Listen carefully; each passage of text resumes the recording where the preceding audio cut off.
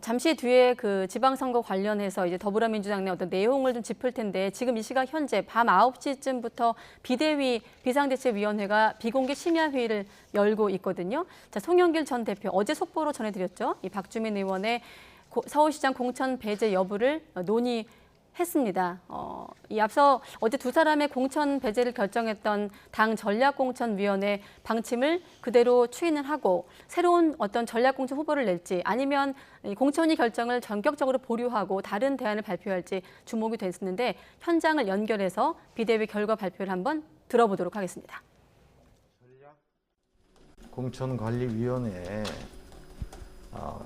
컷오프 배제 결정 내용 등을 놓고 또 그 사이에 여론조사 결과 등을 놓고 열띤 토론을 벌였습니다.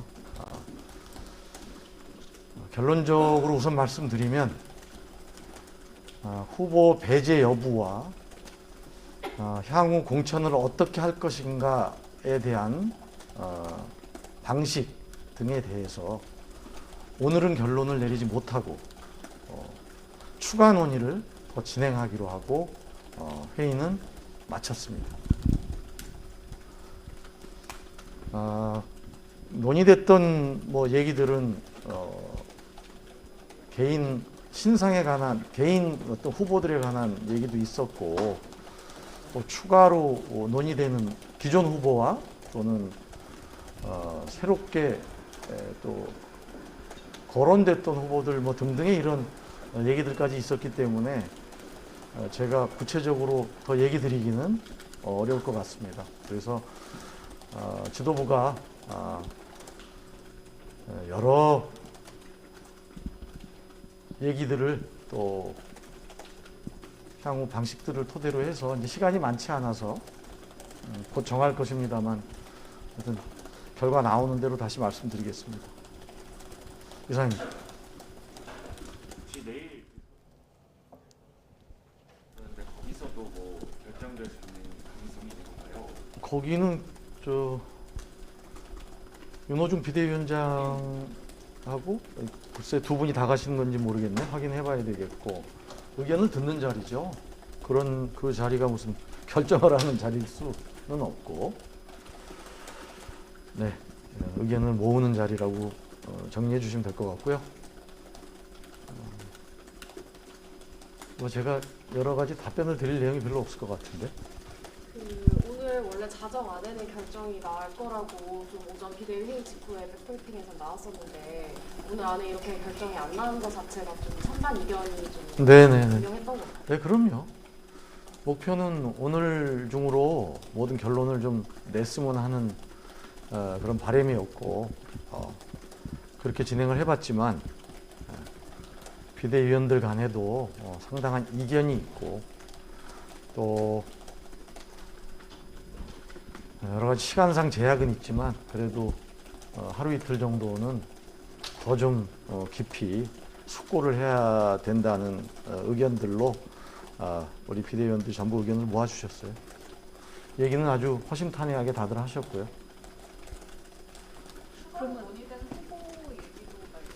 그러니까 이제 이런 겁니다. 전체적으로 지금 우리가 논의를 하는 거는 제도적으로 어떻게 할 것인가도 다시 정해야 돼요. 경선이냐 아니면 어떤 특정 후보를 정하는 방식이냐 이런 것도 다시 논의를 해야 되고 또 그럼 어떤 후보군 정도까지 더 찾아볼 거냐 아니면 이제 문을 닫을 거냐 이런 것까지 있으니까요. 이게 섞여 있어요. 그런 것들이 방정식처럼 섞여 있어서 조금 더 논의하자 는 결론에 모두들 그냥 동의하시고 추후 진행된 결과를 가지고 또 얘기할 겁니다. 제가 자꾸 얘기를 해봐야 말이 말을 물어. 그러니까 이제 데드라인 언제까지 얘기해요?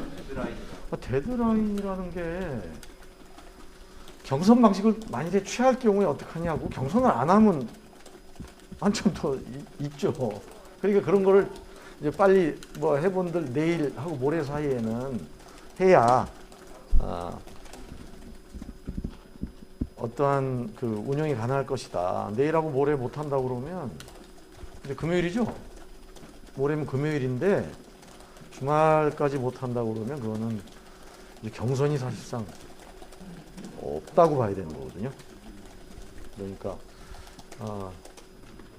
저희는 가능한 좀 더 어렵지만 후보를 조금 더 접촉을 하고 문을 열어서 조금 더 모시는 노력을 하는 게 옳지 않냐는 의견들이 많았어요.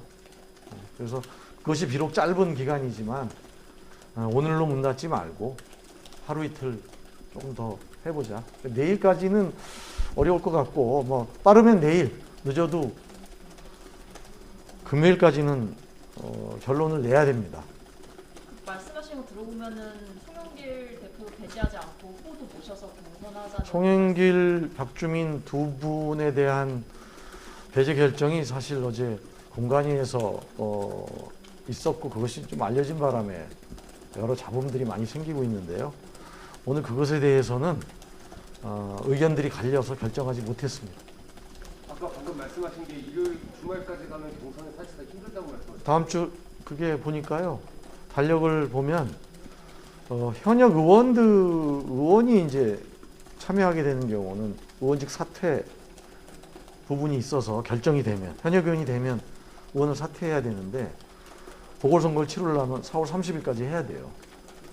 그래서 경기도 경선도 그거에 맞춰서 29일인가 30일 날 끝나게 돼 있어요.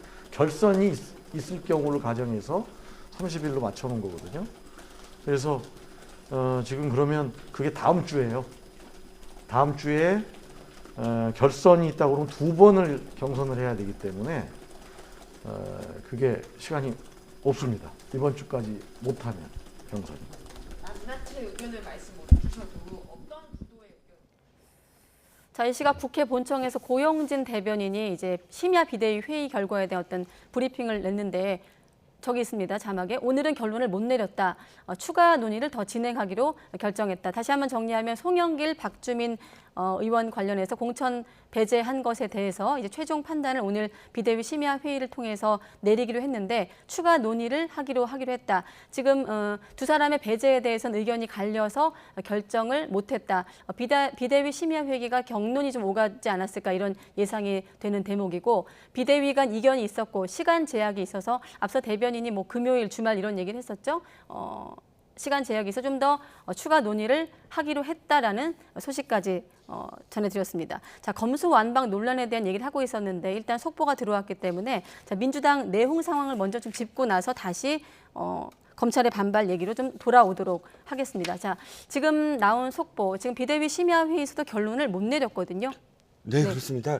사실 굉장히 놀랐어요. 왜냐하면 이것이 오늘 결정이 되지 않는다는 건 그만큼 혼선이 계속된다는 얘기예요. 어차피 지금 송영길 의원이나 송영길 전 대표나 박준혜 의원 같은 경우는 배제 결정을 내렸다가 비대위의 결정에 따라서 사실은 자신이 어떻게 할 건지를 내일부터 다시 조정을 해야 되는데 지금 오늘 대변인 얘기는 주말까지는 이거 특히나 그러니까 금요일까지는 결정을 하겠다. 이틀이나 더 연장이 되는 겁니다. 물론 이르면 내일도 가능하다라고 이야기를 하고는 있지만 안에 내용을 보면 이겁니다. 어떤 후보를 찾아야 되는지 더 찾아보겠다. 문을 닫지 않겠다. 이런 이야기들이 있거든요. 그렇다면 전략공천을 하려고는 하는데 사람이 마땅치 않다. 그래서 더 많은 사람들을 더 찾아보겠다. 그 시간을 갖겠다라는 뉘앙스가 안에 포함되어 있는 거예요. 만약에 사람들이 더 못 찾아지면 주말을 넘기면 전략공천이 무산되므로 현재에 거론되는 사람들을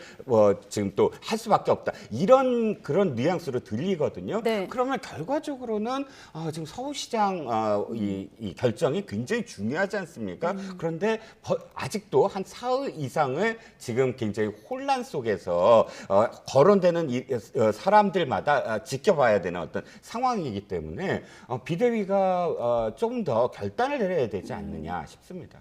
사실 결과에 따라서 파장이 좀 만만치 않을 거란 전망이 많았는데 만약에 지금 주말까지 결론 내려야 경선이 가능하다고 되어 있거든요. 만약에 결론을 못 내린다면 어떻게 되는 겁니까?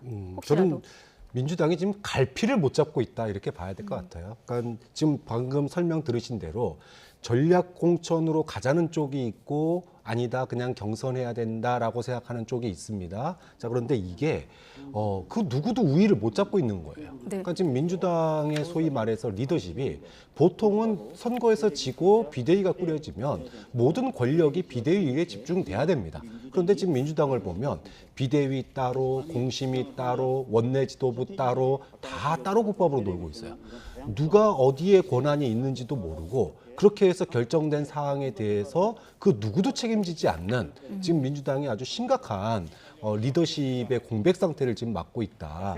그것의 단적인 예가 지금 서울시장 공천 문제예요. 네. 자, 전략 공천 갈 수 있습니다. 그러면 서울 그 다른 후보들이 뭐 마음은 속상하지만 정말로 악소리 못 낼 만큼 경쟁력 인물을 영입하고 전략 공천을 해야 되는 거예요. 그런데 영입도 안 해놓은 상태에서 그냥 전략 공천 밀어붙인 거죠. 그러다가 지금 사고가 난 겁니다. 네. 또 못 찾았으면 그러면은 경선을 해야 되는 거예요. 그런데 경선을 갖다가 하는데 누구는 배제시킬 거냐 말 거냐 이거 가지고 또 지금 또 이견이 있는 거거든요.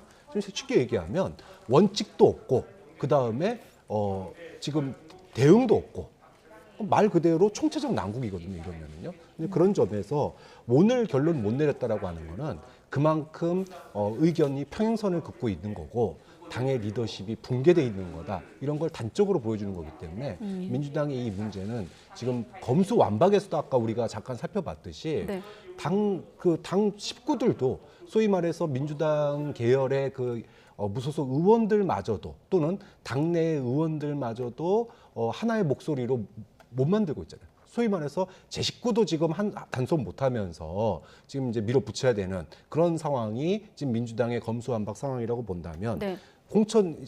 지방선거를 앞둔 공천에서도 한마디로 말하면은 당내의 리더십은 붕괴돼 있고 어떤 결정도 못 내리고 그 다음에 책임은 누구도 지지 않는 이런 네. 복잡한 상황에 빠졌다 이렇게 볼 수 있는 거죠. 자, 오늘 결론 내리지 못했다는 건 다시 원점으로 돌아왔다는 얘기입니다. 원점은 뭐냐면 어제 공관위에서 이제 송영길 전 대표와 박주민 의원의 공천 배제를 결정한 상황으로 다시 돌아왔다 아니겠습니까? 여기에 대해서 오늘 이 비대위 심야 회의에도 박지원 공동 비대위원장이 참석을 했을 텐데 거세게 비판한 대목을 좀 듣고 나서 또 이야기를 이어가겠습니다.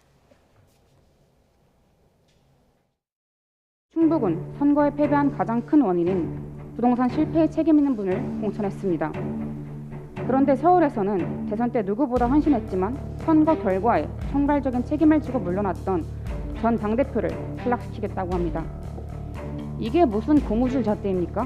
노영민 후보도 탈락시키든지 그것을 못하겠다면 서울에 공천 신청을 한 예비 후보가 모두 참여한 공정한 경선을 해야 합니다. 서울시장 선거는 경선을 하지 않겠다는 건 패배 선언과 다를 바 없다고 생각합니다.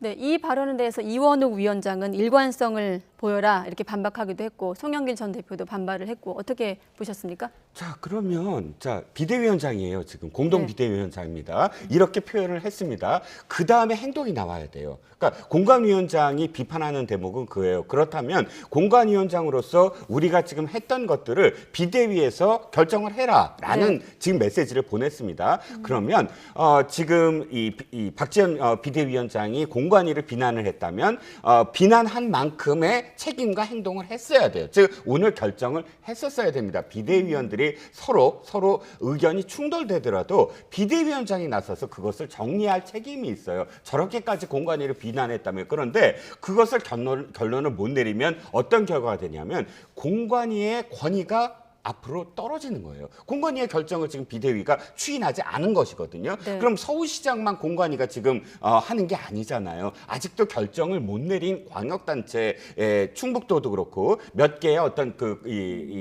순서가 남아 있습니다. 그럼 공관위는 비대위가 결정을 못한 상황 속에서 다른 그런 지역을 지금 결정을 내린다면은 권위가 있을까요? 그 영을 또 따를 수가 있을까요? 그러니까 비대위의 오늘 유보 결정은 사실상 공관위의 권위를 허물어뜨리는 그런 결과를 낳았다는 거예요. 서로 이렇게 공방을 벌이려면 결론을 내줘야죠, 비대위원장이. 제가 이해가 안 가는 건 비대위원장은 결코 비난을 하는 자리가 아니라, 왜냐하면 공관이야말로 비대위가 위임을 이렇게 시켜준 어떤 기관이에요. 그걸 비난할 게 아니라 그러면 비대위가 더 상위에 결정을 내리는 기관이라면 결정을 내려줬어야 됐다라는 겁니다. 네, 송영길 전 대표 같은 경우는 민주당이 검찰공화국을 따라가느냐라고 반발하기도 했고, 교수님은 어떻게 보십니까? 저는 이원욱 그 전략공천위원장이 굉장한 실수를 하고 있다고 생각해요. 자, 전략공천위가 지금 후보들을 커트를 한 거 아닙니까? 예비 후보들을. 그런데 전략공천위가 전략공천을 하겠다라면은 사람을 내놓고 전략공천 결정을 해야 돼요. 그러니까 사람은 안 갖다 놓고 전략 공천하니까 이런 문제가 나타나는 거죠. 제가 새로운 인물을 제시하지 않았다는 그렇죠. 말씀이시군요. 혁신 공천을 반대하는 거냐 이렇게 이현우 의장이 얘기했는데, 그러면 새로운 인물 갖다 놓고 후보들 안 되니까 이 사람 내세웁시다라고 얘기해야지 먹히는 거지. 인물도 안 갖다 놓고 일단 자르는 게 혁신이다라고 얘기하면 그럼 뭐 하자는 겁니까? 좀 그런 점에서 박지원 공도 비대위원장이 원칙이 오히려 맞다. 자, 원칙대로 할 거면 새로운 인물을 넣던지, 아니면 당선 중심적으로 가든지, 아니면 민주당의 그 원칙대로 모든 지방선거는 다 경선으로 가든지, 이게 맞는 거지. 어느 지역은 문제가 있는 사람이지만 당선 가능성이 높으니까 공천하고, 여기는 문제가 있으니까 컷오프하고, 자, 이렇게 되면 그 누구도 그 원칙을 따라갈 수 없는 거예요.